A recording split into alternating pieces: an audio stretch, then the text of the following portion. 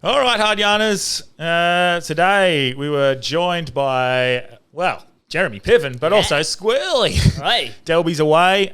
Jeremy Piven joined us only for about 20 minutes while he's in the airport and just roasted us for a little bit. But quality of questions, he said. Just before we get into the episode, this episode is brought to you by alltradescover.com.au. If you're watching at home on the screens, you'll be able to see behind Squirly there, their logo.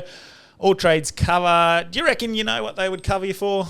Trades. Trades, exactly. If you're a big business, small business, medium business, doesn't matter. If you're a tradie, they're going to be able to give you some sort of coverage. And the best thing about them is most of the people in the office were tradies, which is always good. So they actually speak tradie. That's good. Yes. So when you're talking and saying what you need coverage for, they get it. They understand the whole concept. They understand what, and they also know what things you normally miss in regards to what you're trying to cover.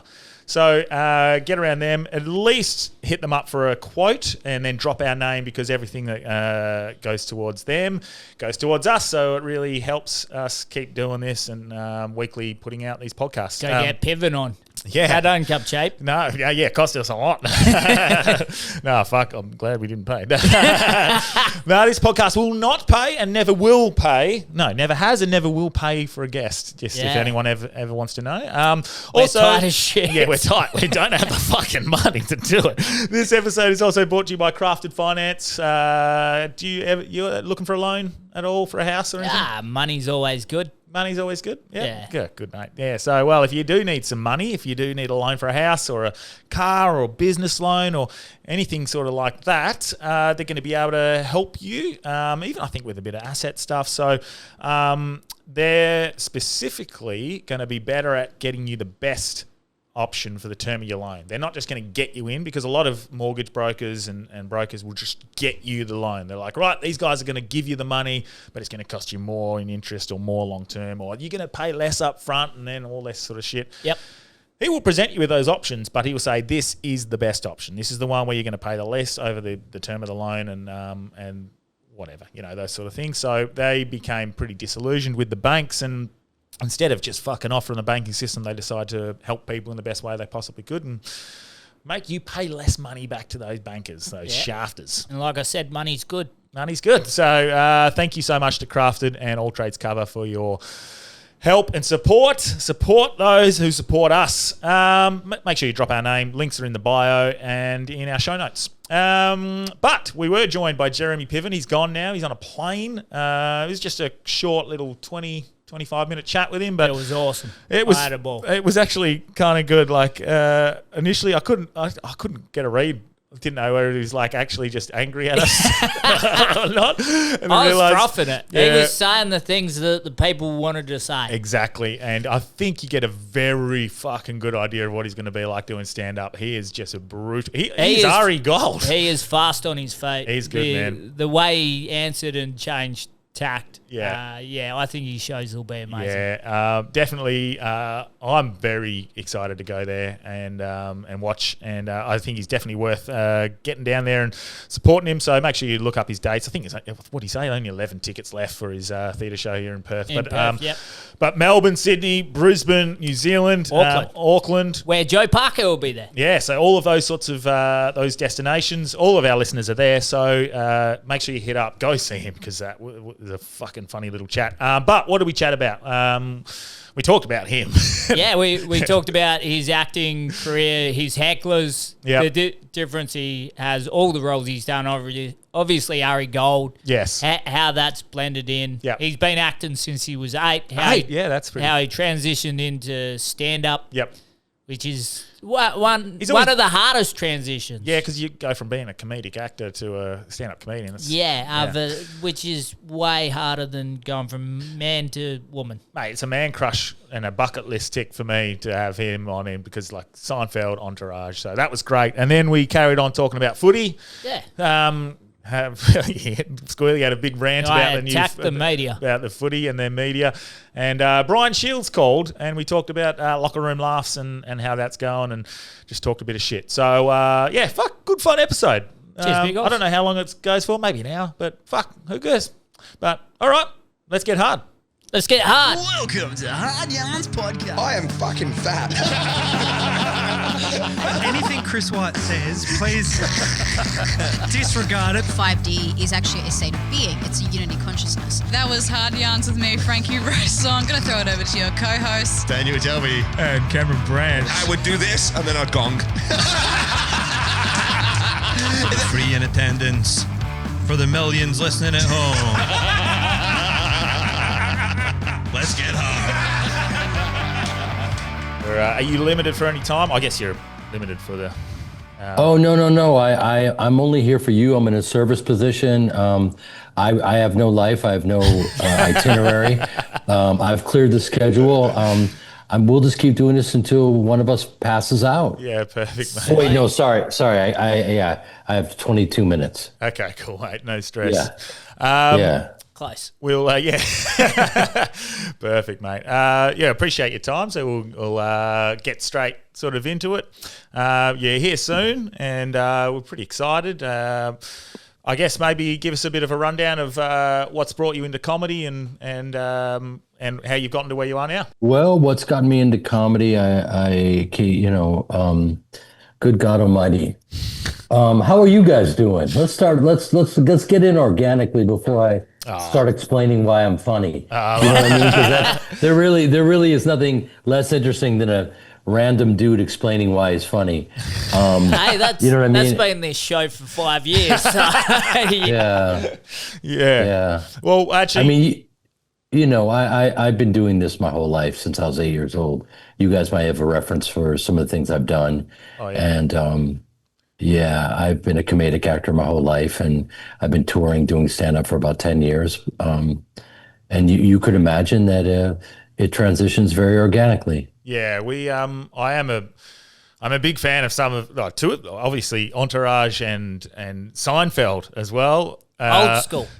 Old school. But I think I really do. I love your role as Ari Gold, but mate, your appearance in Seinfeld early days. I don't know how early that it was in your acting career, but that is one of my favourite appearances, playing the character that plays George Costanza. How was that early on in how it all started? Is that was that a sort of a pinch me moment working with someone like Seinfeld early on? No, not at all. I mean, I'm a stage actor from Chicago, so I've been on stage since I was 8 years old, and I was out there on a series called The Larry Sanders Show with Gary Shandling, which was just a brilliant show. I was just very lucky. I was right out of college, and I was very lucky to be on it. And I got cast as George on a show that I have a terrible reference. At the time, I still had the mentality of a broke stage actor, and so I didn't have a TV, and I'd never seen Seinfeld, so I was on the show and I'd never seen it. So it's the best way to do anything, which you just go over, because they're all doing their thing and they're great guys and they were insanely funny. And Larry David, who George is him, was directing Jason Alexander, who was playing him, and Jason was directing me playing Jason, playing David. So it was like three generations of a Costanza, and like a babushka doll. I'm right now. I'm as soon as we get off, because there's nothing more enjoyable for me than talking to strangers, especially in public. So this to me is like a high watermark. Yeah. And as soon as we get off, I'm going to be editing my comedy special, and I'll tell you exactly why I'm doing that, so that I can shoot it out to you guys at the moment I'm done, and then the next conversation we have will be about the stand-up. Yeah. Because it's so fun doing stand-up, and I love it, and the gloves are off, and it's just time to make everyone laugh and not worried about, offending people, and just make them laugh. Yeah. How's that been coming into probably what has been a pretty cancel culture, almost offending too many people side of things when it comes to comedy? I think we're at the point now where, I don't know how much you guys get in terms of Shane Gillis hosting the ESPYs. Yeah. And Shane just is a brilliant comic, and he's made it through it all. And I think the business is finally understanding that they are a business. Yeah. And there are certain the people have spoken. The highest rated show in the States on Netflix was the roast of Tom Brady, which was filthy. Yeah. Absolutely filthy. Yeah. And people want to laugh.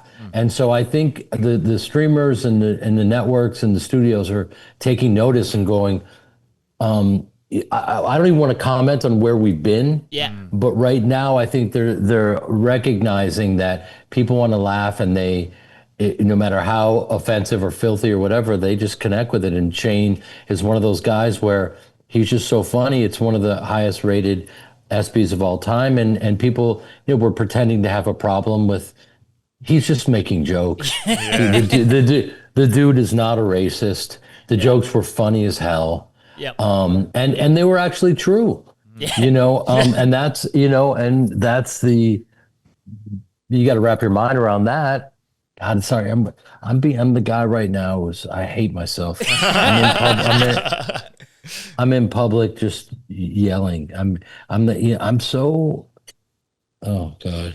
It's all good, man. Like, really. I mean, is it? No. For you, it is. It's fun for us. We're in a cushy studio. Yeah. No embarrassment. Oh yeah, living the dream. We can also. And I'm explaining very loudly why I'm funny in public. This is it. This is.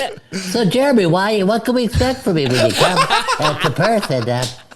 And how exactly are you, and why are you funny? And tell us a little bit about your act. What can we expect from you? In Perth, in Auckland, well, you can expect some goddamn fucking jokes. How about that? How about a goddamn fucking joke? Oh, you're one of them comedians, are you? With jokes. Yeah. It's crazy. Yeah. They went out of style for a bit, but you're back. Yeah. That question to me, what can we expect from you when you get here is it's not you guys. You didn't do that, but it's. We need to know. Yeah. It's one of the laziest. Yeah. It's like, really, that's what we put together? We had a 20-minute meeting before just to come up with that question. No, I love it. It's fantastic. I'm in awe of your incredible, viciously mediocre deliveries. Everyone of them. It's adorable. Well, here's the question, because I was trying to... I got one. Comedian with jokes, interviewer with question, mine's meeting. Right? So obviously, like, I do stand up, not as good, but like different comedians get different types of hecklers, and I was trying to work out whether you would get the worst with having like Ari Gold as like people just yelling out, "Let's hug it out, bitch," at the wrong time and shit like that, or do you have the best? There is no worst or best. I mean, all of it is a gift, as you know, because then you get to engage with the audience and it's really fun. But yes, unfortunately, it is, call my wife a rusty cunt bucket. Hey, Lloyd, I'm a douchebag. Hey, bro, I'm a douchebag because of you, or you're my boy, Blue. And so it is various lines from movies and stuff. And so it's a higher level of difficulty in terms of engaging, because all my friends who are comics, it's usually maybe it's about the material. Someone's been offended by the material, and then you can have an organic exchange. Someone gets up and leaves. Someone's a cocaine addict and has to go to the bathroom, whatever's going on. And so my stuff is a little, it's a higher level of difficulty, but I love it. Yeah. Did you get back going after the sort of acting, or has this been something you've been doing throughout the acting, jumping up at clubs? Let me ask you a quick question. Maybe you guys can help me, because beside just chopping it up with you guys, which is the thrill of my life, it really is. Airports and questions. Oh yeah, that could be the new podcast. Where am I playing with you guys? What theater am I at? Do you guys know? Astor Theatre. The Astor Theater. Which and what's that? Which is a pretty. It's a good one. They're good people. We've definitely done a few shows there before, and it's. I think you're going to like it there. Cool. What night is that? Is that August 6th, I think it is. Yeah, you said August 6th. August Yeah. 6th. Perth, August 6th. Yeah. Yeah. And I'm pretending not to know so that we can organically talk about why I'm talking to you. Yeah. So, you know what, guys? I hate to just pull the curtain back and meet the wizard and address the elephant in the room, but I have 11 tickets left and I need to sell them. well, maybe we can help sell those 11 tickets. So, Well, everyone who just thought they'd buy those 11 tickets to yell, "You're my boy Blue," we just ruled them out. But we'll find another 11. Oh, no, we're going to, I just had I shouldn't be this guy, and I don't mean to name drop, and I apologize, but I'm excited. I'm starting in New Zealand, and for whatever reason, Brisbane, Sydney, Melbourne, everything was selling really well. The only place that wasn't was Auckland, New Zealand. So I immediately reached out to Joe Parker, and it sounds like I'm not name dropping, and I apologize. That is awesome. Yeah, and just because I'm friends with some other guys in his division, and I'm a fan of his, and he hit me back, and he's one of these gentlemen, he's one of these guys where you could just tell, that guy, he's the real deal. Yep. He works his ass off, and you want him to win. You want the good guy to win. I want him. I'm getting chills. Like if he could be, heavyweight champ. Oh my God, it would really make sense. Yeah. So he's gonna come to my show, and he just retweeted some flyer that I put out there. Yeah. He's just he's a good guy. You was it your birthday? I see yesterday. Yeah, I am 33 again, oddly enough. Yeah. So listen, beside talking about why I'm funny, let's talk about how old I am. Yeah. Because no one has Google. No one has Google. Well done. Yeah. I see. I love it. You get out and about yesterday evening, have a good time? You know what, man? I was working. I was at Comic-Con. Listen, this is interesting for you guys. There's a film. Wow, it's all coming full circle. It's just about to all make sense. I was there with a film that was Comic-Con's first Aussie film because I shot it in Australia, shot it in the Gold Coast, and Luke Sparks' original movie. It takes place in the Vietnam War, and we end up battling the dinosaurs. So the timelines kind of converge, and it's this kind of wild romp, R-rated, and 5 million views on the trailer in about a few days. Sick. And people are very hungry for it, and it's the first Australian indie film to make it to Comic-Con. And you guys could pull up a trailer and maybe do some research next time, and then we can have a better conversation. I did have a little look at it, and that's pretty interesting. I love a bit of dinosaurs. I love a bit of war, so it seems like a great little. What's it called? Was Primitive War. Yeah. Oh, yeah. See, I knew. There we go. I watched the trailer yesterday. But what's is there any more things going on in the works? Yeah, I mean that's coming out. There's going to be a premiere if you guys can make it. It's in on August 18th in Melbourne, I think. And then in the States it comes out. I might be getting my dates wrong, but it comes out on the 21st in the States in the theaters. Yeah, sick. And then I'm just going to be. I can't wait to get to Australia because I'm going to be at the Hammer Hall Theatre in Melbourne, at the Tivoli Theatre in Brisbane, and I end up the Norwood Centre Hall in Adelaide. And I'm not just saying it, but I really feel like Australia and the UK are my best audiences because they get all my jokes. Yeah. They're right there. You can tell right away when an audience gets it. Like I do this joke about Stallone doing Shakespeare, and it just goes off the rails. Yeah, sick. and I can't do it here because I would have to scream. You know what I mean? So, but right away you either get it, and it's a tell with the audience. Do they get it? Are they with me? And are they? And they just, I love. Last time I was in Australia, they were my favorite audience. So I can't wait to get back. Are you adjusting to? Have you been, like I was saying before, were you working clubs to build this special, or were you doing theaters, or what have you been doing? Theaters, clubs. Last time I was there, I was at the Palais Theater and the State Theater and 1,000, 2,000 seat theaters, and then clubs and grinding. And I shot it at a beautiful 1,200 seat theater called the Vic in Chicago. I shot my special, and I'm editing it now. And it's just going to be. I just love it because I'm from Chicago, and it meant a lot to me to shoot it then. And it was very emotional for many different reasons that you will soon see. And I just knew I needed to put it down then, and get it all out. And people are going to be fascinated because the reality is, like, they don't know I do stand up. Yeah. So whether they're a fan and they go, "Oh yeah, we know he's going to be funny," or "I don't know if this guy can do it," whatever, I don't care how they get to it. Just get to it. Yeah. That's awesome. Yeah.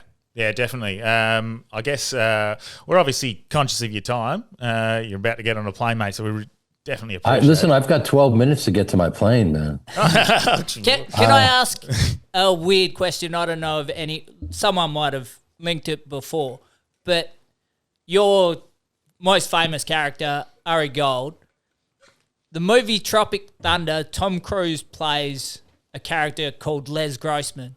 And watching that, I've always thought that his was just an exaggerated, obviously to an extreme version of your character. Did you ever say that? Or am I just making shit up? No, I think, first of all, we didn't see that coming from Cruise. You know, I think he was doing more of an impression of this one specific studio guy. And so I didn't see it as like a ripoff or a karaoke version at all. I think it was very kind of an original take on this other guy. But I would like to see Len Grossman and Ari Gold go at it. That would be amazing. That would be perfect. Yeah, fuck, that would be good. And to be honest with you, Cruise owes me a favor. Oh. He does. What for? Is that? Well, we all know about Hollywood favors, so I don't know. Do we ask? It involves baby oil. No, just kidding. Yeah. I think it involves. I shouldn't say this, and it's probably going to get me in trouble, but it doesn't. At this point, I don't care. I did a film with him called Edge of Tomorrow, and I was replacing an actor. And the audience, the response when they tested it, they said, "Where's the rest of this character, the character that I played?" Because I kind of opened and closed the movie. They're like, "Where's the rest of him?" They're like, "That's all we have." And they're like, "Well, they wanted to see more." And so I guess that caused some problems. So they ended up cutting me. Oh. Yeah, right. I love that movie. So it's a good movie. So he called to apologize, and I was having dinner with my mom, and I said, "Tom, man, I'm sitting here with my mom." And he goes, "Put her on. Let me talk to her.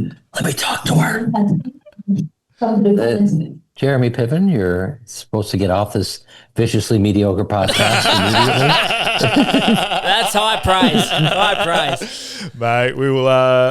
No. So I handed the phone to my mom, and my mom was like, and she handed the phone back. She's like, "I can't hear him." And he's like, "Your son is incredible." I was like, "Tom, no, it's me, Tom."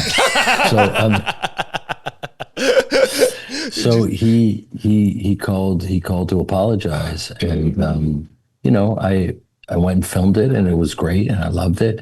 But I ended up not being in this film, and so he does owe me one. Wouldn't that be fun to do like an Ari versus Les Grossman?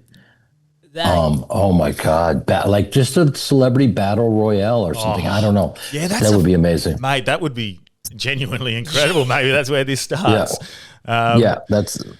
You're obviously on the run. I don't want to ask you too many more questions, but your character in Smoking Aces was probably by far my favourite role I've seen you play, and the acting. I was even explaining to Squirly before we come on air, just that scene at the moment where you sort of realise you're done and you're looking at your hands through the sun, and I remember looking at that moment thinking, "Fuck, that is incredible acting." Is that something you have to prepare for in those sorts of roles, and how does that movie yourself make you feel? It's funny. Joe Carnahan is genius. He wrote and directed that movie, and I love playing that character. And I was in the middle of playing Ari Gold during that, and I was so lucky to get that role. And you look at that cast now, and you've got Ryan Reynolds and Ben Affleck and Chris Pine and Common and Alicia Keys, and it just keeps going on and on and on. Andy Garcia. And, at the moment, there's only like four stars that are just like hot at the moment. And we weren't one of those 4 stars. So they kind of like, it's a funny game they play. And so it didn't, completely blow up, but it's been this cult classic, and I love playing that role. And it was incredible. And listen, man, I've been acting, my whole life since I was 8 years old. So that stuff is just an absolute pleasure for me. When I'm not acting, I'm on stage doing stand-up. So I have no rust on me. And, I'm supposed to be very humble. In Australia, you're supposed to be humble, but I'm extremely, extremely cocky. I haven't picked up on it. Mate, we are obviously conscious of your time. Squirly, you got anything done? No, I won't hold him up anymore. Mate, well, listen, I'll see you guys at the theater if you guys can make it. Yep. And then next time we'll talk about the comedy. Yeah, mate. Check out some clips. Check out the Rock clip. Yeah, I think you guys will like it. I have seen all the clips. I have done research. I just play a dumb cunt. Oh, yeah, man, you are I'm a good. really good actor. Yeah. Don't worry, I'm cocky too. I'm fucking bro, good. You got the role. You nailed it. Yeah. Oh, well, we appreciate your time, and Thank you. One last thing, let's go over those dates. We got the basically through the first week of August, you're through New Zealand, Melbourne, Sydney, Brisbane, and Perth. Anything else you want to say? No, I can't. If anyone out there mentions you guys, why don't we give them like a free meet and greet afterwards so they don't have to pay extra? And don't worry if all the VIPs are sold out. These are all beautiful theaters that any seat is a great seat. Yep. I'm looking at all these dates. Yeah, these are all beautiful theaters. The Enmore Theater in Sydney. And then, in New Zealand, I'll be there. I have to travel into the future. I'm about to get on this plane, and then I'll arrive in the future. Yep. Mate, I've just done the trip. I came from Rome, and you travel for about a day, and you lose a day, so you've travelled for 2.5 days or something. So, yeah, mate, good luck to you. Hopefully you got the I'll the see you on the upgrade. other side. No worries, mate, and we'll be in touch. Cheers, big Thank horse. you. Absolute legend. See ya. Cheers, mate. Yeah. Thank you. Yeah. Should we keep going for a little bit to make that a longer episode? Well, it's your podcast. So. Yeah, fuck it. Yeah. Well, something to do with Entourage straight away. We were talking beforehand. I watched Happy Gilmore 2 last night. Yeah. And crazy how it just took that Entourage template of any time you were kind of like distracted, they just chuck a yeah. celebrity at you, like Eminem. Fucking, yeah, John Daly was good. I want John Daly in every movie. Yeah, and I think I said this to you before. I liked the nostalgia and like the reference to all the people who've died since the original filming and the actual actors. And then, yeah, to see some of the names that they got, the golfers they got, that's ridiculous. But they would have loved it as well. Bit of fun. Yeah, for sure. And then the old school golfers, yeah, fucking incredible. I'm like not much of a golf fan, but just know enough that I was like, fuck yeah. But mate, how fucking good! Like, Jeremy Piven just like middle of the airport, like, I'll have a quick chat to you. Yeah, very fucking. He was on too. He did like He was on. I think that's what we can expect. I'll be honest with you. What can you expect? Yeah, that. Yes. Yeah, just absolutely scolding us for our research. I was like, I might sit out the next couple questions. I was like, fuck, I'll just leave it. Up to you, Branchy. Oh, fuck. I didn't know how long we left as well. Like, yeah, I didn't know how long we had, so I thought we'd just get straight into questions. Yeah, and he roasted us for questions. Yeah, it's funny because I thought, like, your question to start it was more so that, you know, like you're obviously on here to sell your shows, so we'll give you that. Yes. Straight up. And he was like, fuck you. It's the worst question I've ever got. I like it how he like mellowed it with like, it's not a go at you, but your question is fucking Oh, fucking hell. I'll definitely make the effort to message him shortly. But what's been going on with you, Squirrels? Because it's just great to have you on, mate. And always good to have you here. You been over in Austin? Yeah, it's been busy. So I went to Austin. Before that, I went to Alaska, did the Alaskan Comedy Festival there, which was mainly just to get to Alaska. Yeah. It was awesome over there. I didn't get to see a bear, but... Well, why are we going to Alaska? Just for adventure or... Well, comedy festival. Yeah. And then I just wanted to go to Alaska. Yeah. So got to do that. Wrong time of year for any fishing and a lot of the adventure stuff. Yeah. Because it's not cold enough for the winter shit, but it's not warm enough that all the tours have started. Yeah. So... I mean, that's just, I don't know why they hold the festival that time of year, but they do. Mm-hmm. But it was cool. The pubs are unreal. Yeah, right. Yeah. Like they've got one bar and it's got 6 rooms. One's a Russian room. Yeah. And it has like photos of Vladimir Putin in like his 20s and shit. Yeah. You're just like, how is this here? Yeah. Like, but yeah. Fuck. Well, yeah. So is Alaska still got...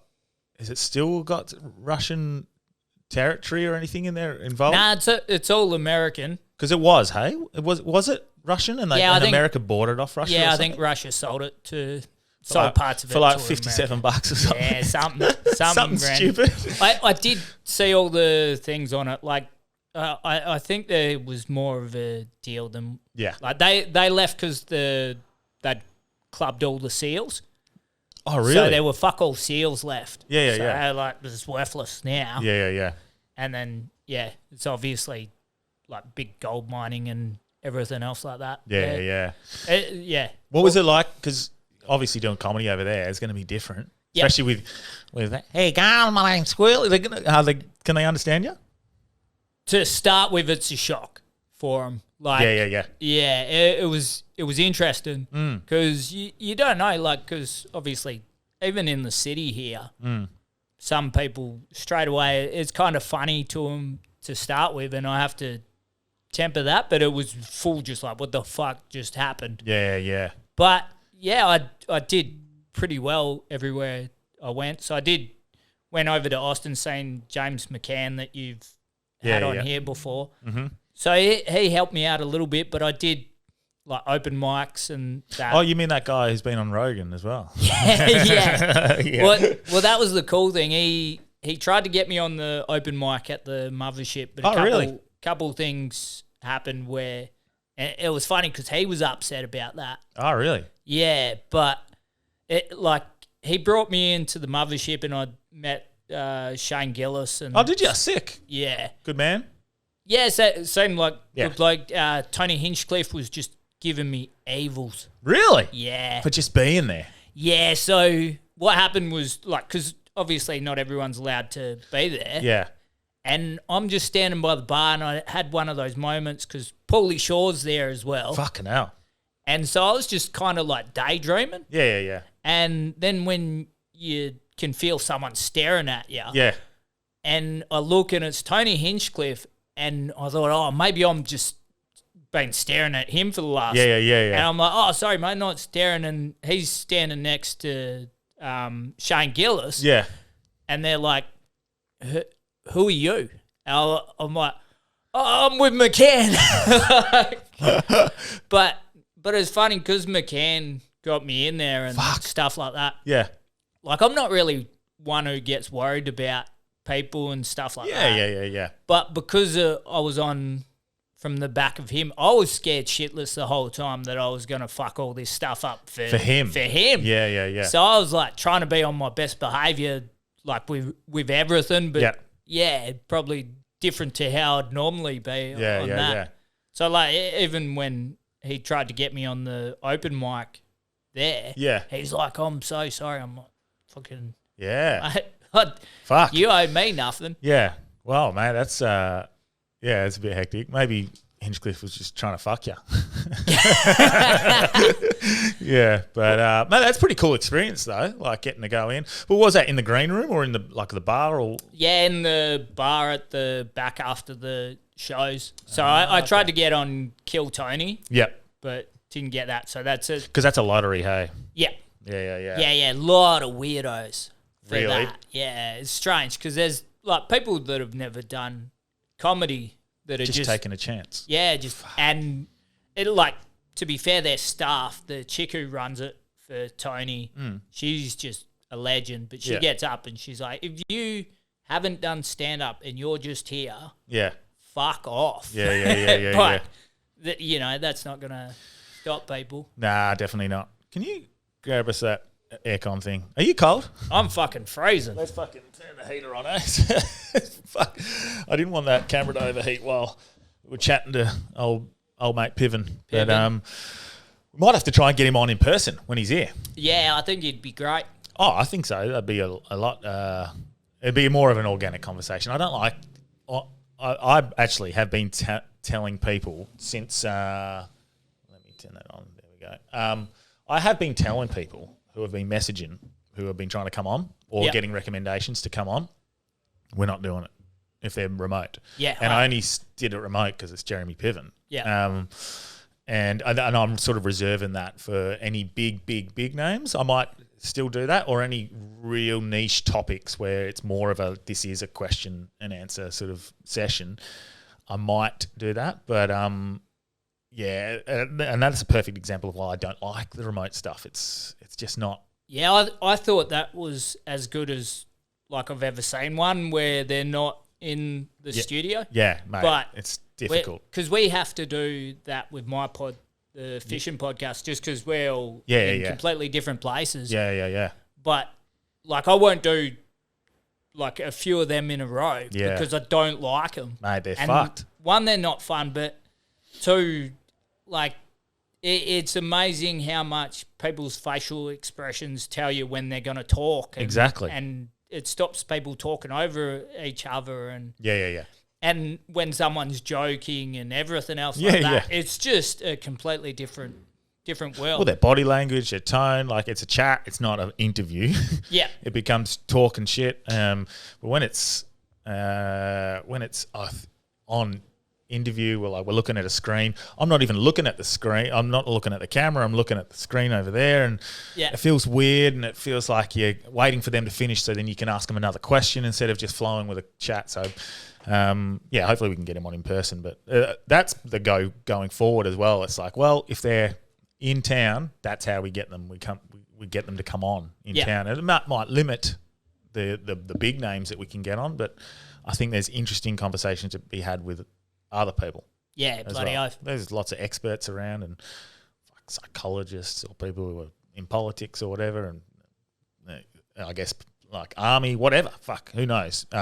Health, nutrition, you can find them anywhere. Can you get someone on to talk about the AFL? Well, yeah. Because I want to call out the AFL media. We'll call out the AFL media now. Well, I think Schofield's coming on. He messaged us the other day. Ask Schofield about this. Because he's in the media. Yeah. I listened. His podcast's actually really good. Yeah. But there's this thing where they're such a close circle that they've been eating their own shit for the last few years. Yeah. And obviously Hodgie and them have an excuse for, multiple concussions and that to not think out. But this thing where Collingwood started it as a thing at the end of the game where they pretend to be dead crabs to hold the ball in at the end and to run down the clock. Yeah, right? yeah. And the AFL media that week got around it as this genius thing. Really? Like, it's genius. So what do you mean, like going like this? Yeah, so when they're ahead and there's a few minutes left in the game, they keep the ball in close. Yeah. And, like, the smart part about it was they make the umpires make the call. Yeah. All right? So they win the ball and then they'll just collapse down and go into a player, and then another one of their players will hold the ball in. Yeah. All right? And they're saying it's genius. It's like, no, that's holding the ball. That's cheating, yeah. Like, it's been holding the ball for like 100 years. Yeah. Right? And then that's gotten all the way around because it was explained as being genius. Yeah. To the point where now they're saying it's stupid if you tackle that player. And I watched a game where Collingwood were trying to do that and the other team were putting their hands up in the air and then they'd tackle the guy. Yeah. And the AFL media was saying that it was stupid play that they tackled him. Yeah.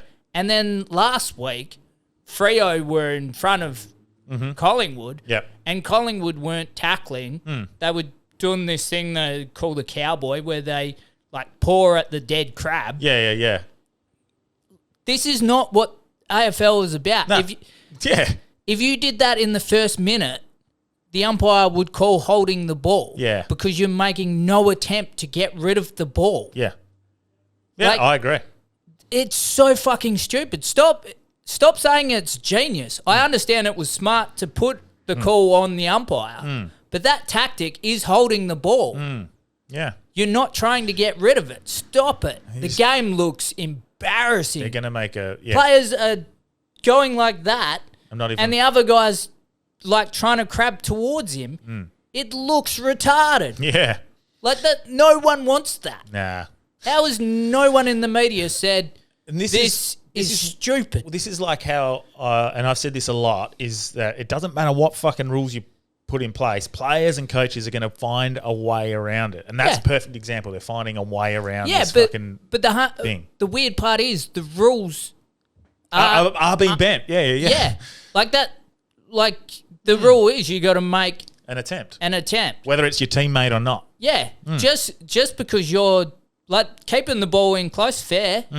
But as soon as you pick it up and you decide not to do anything, like they're not fighting through the tackle, they're not trying to handball the ball, they're just going into someone and then someone else comes in. It's not footy, is it? It's not. It's created this last 2 minutes where it just looks horrible. And they got praised for not tackling last week, even though they lost. Yeah. And Freo got praised for imitating dead crabs. Yeah.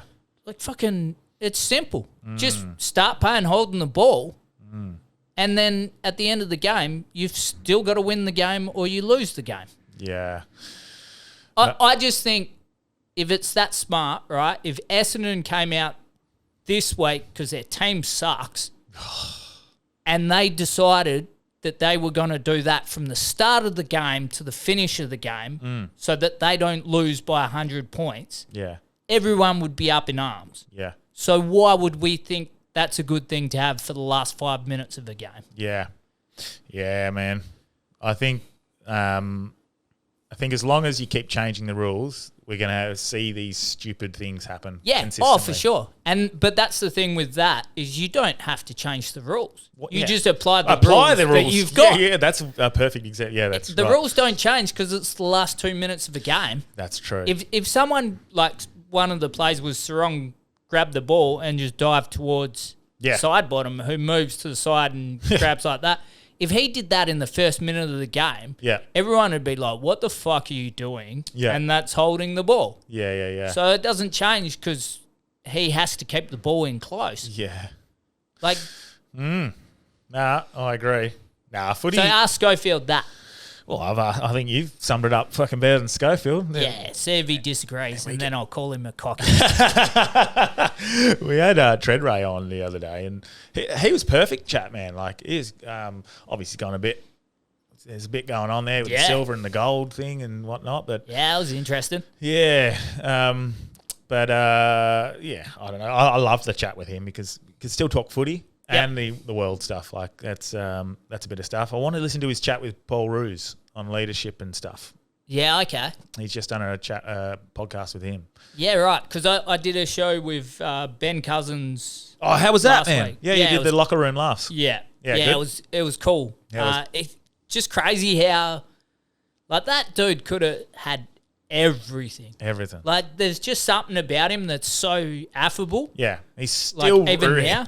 He's still mate, it's crazy. He's fuck. I couldn't stop looking at his bicep. Like, what the fuck? Yeah, man, like it's nuts. Have you on that as well on Cousins? Do you remember a better midfield than Judd, Cousins, and Kerr? Like, is there a better one? No. So my argument, because they always go to Brisbane. Well, actually, speaking of locker room laughs, there's Brian Shields. Should I answer? Yeah, why not? Should go through to the thing. Big Dog. Where are you? Big Dog? No. That's just good podcasting. Yeah, couldn't hear. It should be on, I think, through there. Yeah. Well, my argument that West Coast one was better than Brisbane's. Yeah. Was obviously Brisbane's won 3 premierships. Yeah. But you look at the forward line and back line of Brisbane at that same time. Yeah. And every line was elite. I think West Coast was the first team to win a premiership with a shit forward line. Like, in comparison. Yeah. I agree. I'll answer this now. Big Dog. Oh, what's going on here? It's fucking... Hold on 1 second. 1 second. Here we go. I think now you should be able to hear us. Yo, yeah, what's going on? We got you on the pod. Big horse. With me and Squirrels. What's happening? The big Squirly. What's going on, big dog? We're just talking about locker room laughs, just trying to give you a bit of, I don't know, coverage after our Jeremy Piven chat. He told Branch he asked stupid fucking questions. Did he? Did he actually? Yeah, mate. He's ruthless. he's so good. But mate, we were just talking about locker room laughs, man. How has that been going? Man, Squirly killed it. It was funny. It was I had a great time. It was so good to have Tate, Squirly, and Wolfie on. Wolfie did 10 minutes of drug stuff. He really read the room, that's for sure. What? I haven't seen him do drug stuff, eh? How was Cousins? Good? Yeah, so good. I was just saying to Whitey then, man, he was so like reflective and like honest and funny, and just people want to hear from him, eh? He's just like, I don't know. He obviously knows he's got given a lot of chances, but he's in a really good place. I reckon he inspired a lot of people to get clean. I thought he was really good. I was just stoked that he had a good time, eh? Because he was nervous in the lead up and like unsure, but I knew that. Obviously, when they come, they have an awesome time, but that's only words coming from us, eh? You know what I mean? Yeah. So I don't know what they're actually in for, but he was like buzzing afterwards. Like he loved the comedy. He asked for all the boys' names, and he just had a great time. The crowd accepted him and got around him when he was a bit emotional. Yeah, fuck yeah. What do you think, Squirly? Yeah. Oh, it was awesome. The funniest thing was, though, like you could tell he was so nervous, and then like beforehand in the green room, and he had the worst human on the planet there for that, which was Wolfie. Just like, doing his normal. Gonna fuck up. Oh man, this is gonna be fucked. Yeah, man. He was like, yeah, it's like the worst person ever to try to get in the zone. Like, I was like, fuck, I want to kind of smoke some crack now. I remember just do escape Wolfie at the moment. Hey, Wolfie, I remember Wolfie before. It actually helped, I reckon. You remember the fucking charity gig you put together for the bushfires at Regal? Yeah. So that was like only my 5th time doing stand-up or whatever. And you could tell. Yeah, could definitely tell. And I was so nervous. And thanks so much for that opportunity all those years ago there, Brian. But I remember Wolfie coming up to me like just before I went out, and like Cam McLaren's been so supportive. Man, you'll be great. Like Anna, I don't know if you remember Anna, but she was good stuff. You're gonna do so well. And then Wolfie was just coming up going, man, you're a fucking idiot. You've only done 5. What are you doing? You're gonna fucking bomb. It actually made me feel bad, to be fair. But yeah, he's great. He's so good to be around. Like, his vibe's so good. But like, it's fucking I was thinking the same thing. Cuz he's probably rattled off his head right now with like Wolfie, million miles an hour. But he killed it, eh? Yeah. I love how he was like, he did like all the drug stuff, and like everyone was loving it. And then like there was a little bit of a quiet period for like 5 seconds, and as Wolfie does, he's like, you're pulling back on the drug stuff. The drugs are awesome. Don't we reckon? But good. How was Piven? Mate, he literally just messaged back then, that was fun, guys, thanks. So hopefully he's not taking the piss, because he was just taking the piss out of us the whole time, going, this is exactly what I want to be doing with my life, sitting in an airport talking to you guys. So good. He was sick. That show was fucking iconic, man. That show, Entourage, all this stuff's good, eh? Mate, Entourage, Seinfeld, Smoking Aces, old school. Like, that was the crazy bit. We didn't get into it with him, but I actually did some research. But I didn't realise that Entourage has become controversial. And then, like, just watching those YouTube things where they're like, it was misogynistic. It's like, it's about Hollywood guys rooting like models and shit. Like, exactly. But what else would it be? Yeah. Dude, it's like alive and it's like, exactly. Like, it's literally, it's very realistic. Well, hopefully, fingers crossed, could see a couple of familiar faces on stage with him. Yeah, man, I just DM'd him, I was like, fuck, I'm going to go full Rory Lowe here. I was like, I'm just going to jump in and just say, like, shoot the shot. And I didn't expect him to get back, but, like, it works, man. Hollywood people love DM. Yeah. Yeah, 100%. I will see, but, like, I don't know if there's someone already organised. I just showed you, Branch. He's such a nice guy, eh? Mate, a genuine legend. Like, off the thing, all his messages are really good. He's just sent a couple of photos to help promote. And he's just getting on going, because I'm actually on here only to promote my shows, not because I like it. That's so funny. Yeah. I look forward to listening to it. Mate. But yeah, Squirly, thanks for coming on the other night as well, man. Everyone had loved it. Cheers, mate. It was awesome. I mean, like I said in the message, you were talking down how much you were paying me, and I fucked up my negotiation and said I'd do it for free. Fuck, I'll pay you to do it. So... Tate goes, I'll pay you, cunt. Mate, thanks. But we'll get the next one too, Branch. We'll get you boys on. We're going to get some Ashes, like cricket ones going. So, that's sick. Yeah, I'll get you boys on those ones as well if you're free and in town. Yeah, definitely, mate. I'll give you a call after we've finished recording. Easy, boys. Cheers for the chat, mate. Cheers, right. Big horse. No, right. Cheers, fellas. See ya. Yeah, fuck. How good? Yeah. Well, I don't know how long we've been going for, but we'll finish up there. Is there anything you want to chat about before we finish, apart from the footy? Nah, not really. Fishing, chumming up. If we haven't put out an episode for ages anyway, so yeah. I don't know. If you haven't listened to it, listen to it. If you don't. I don't listen to any podcast, so I'm not going to pretend I listen to you. Sorry, mate. I literally... I pushed through to listen to the James McCann one just because it's a reasonably good mate on the biggest podcast in the world. Like, I thought it was I was cool. like, I better have a listen to this one. But I don't even listen to that, man. Like, very rarely do I listen to podcasts. So thank you for anyone who listens to our podcast. See, I'm the opposite, because I only started listening to podcasts because, like, you guys did one, and I started off only listening to podcasts of people I knew to support their podcast. Yeah. Not because I like listening to podcasts. And now I listen to fucking so many. Well, I love it. If I was still sheet metal working, for example, and I just need to zone out and get through, I'd be listening to it. I guess on long drives, I listen to them. Yeah. But that's about it. Apart from that, I've got like a 20-minute drive here, 10-minute drive to school with my daughter, which we listen to Moana. So I don't really have any long drives. Runs, but I listen to music on runs. What you're saying is anyone who listening to this is a fucking loser. Yeah, you got do something else with your life. Yeah, no. Well, it's my job is editing this. So it's editing sound. So I can't. Oh, mate, if I had to edit this, and videos. I wouldn't listen to it. Yeah, I'd have to listen to this. It's a state of 12D. Yeah. It's a unity consciousness. Oh, mate, that one. That's it. Is it, I think at the start, when I'm editing the clips, I have to listen to them as well, and then I have to put up things that are going.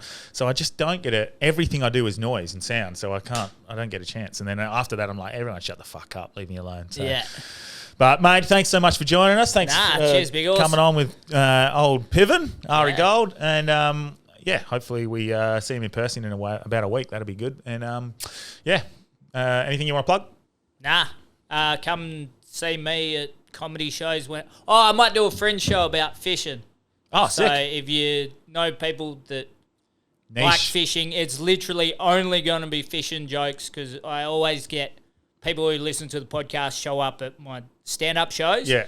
And they don't want to hear stand-up. So it's stand-up, but only fishing jokes. Sick. So, yeah, that'll be out there. Do you reckon you'd need to know fishing to get them? Yes. Okay. I don't want people... Niche is good, though. I don't want people who don't like fishing to come to these shows. Well, that's niche is works, I reckon. Yeah.